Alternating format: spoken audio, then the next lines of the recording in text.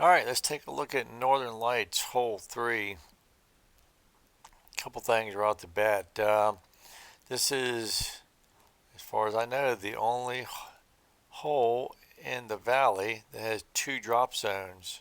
If you look up on the little map up in the top left-hand corner, and the drop zone rules are not explained anywhere. I really wish they were. I wish they'd add that to the game. But throwing some disc around, throwing them in the water. I believe the situation is if your drive makes it to makes it past one of the two pedestrian bridges that link the peninsula to the land on either side, about 3/4 of the way down. If you make it past those bridges when you go OB, then it'll put you at the drop zone at the very end of the peninsula, which is 148 feet from the basket.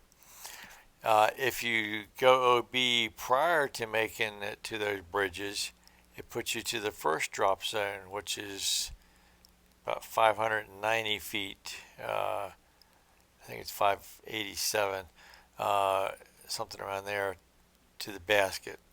So therein lies some of the teeth on this hole. Uh, Beyond the fact that it's a severe change in elevation and a pretty good dog leg to the right, in addition to that elevation, lot of components here to think about. But let's go ahead and throw some discs. There's a couple of approaches. The first one is the kind of safe attempt at a birdie, and it's using the Accurate Extra Glide Sapphire. If you don't have the Sapphire, the Accurate Glide Musket is pretty close, just a little bit shorter than the Sapphire. And we're going to put the chevrons about here, and we're going to just throw this Sapphire twice.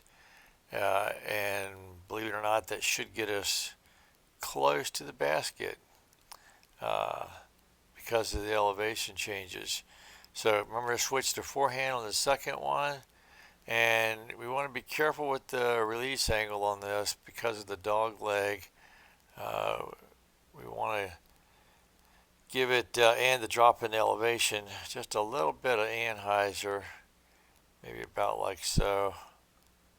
Let's try that and see how this works out. Hopefully it works.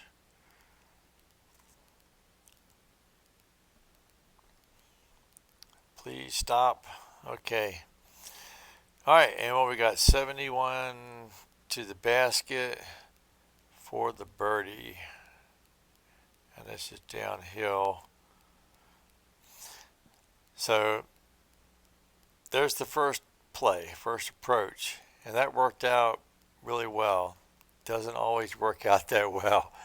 If you go OB on that second drive, it's instant par at best. So the second approach, and let me get a better wind because this does work better with a wind out of the right. So yeah, there. The second approach is just to try to drive the green. I like to use the turn glide rye for that. I like to slide over to the left and put the chevrons about so. And I got a couple goals here. The first one, the ideal one, of course, is to drive the green, to drop in close to the green, have a look for eagle. That's awesome. But if I don't get that, I'd like to at least get past those pedestrian bridges so that I'm put at the drop zone at the very end of the peninsula and I have a chance to still save birdie if I throw it in from 148 feet. So that's sort of the secondary goal. If I'm short of the bridges, those pedestrian bridges, then well, I'm probably looking at a par at best, perhaps a bogey or worse. So let's see how this works out. Chevron's about here with the two wind out of the right. I think I'm going to actually give it just a little bit of hyzer. Not much, but a little bit. Something like this. Let's see how this works out. And this is a bit of a poke and a hope kind of play. And this looks like it made it past the bridge, but it's definitely going OB. So I didn't need that much hyzer. So now I'm going to say move to lie. And we're going to take the fuse, try to throw in and say birdie. 148 feet, somewhere about right here.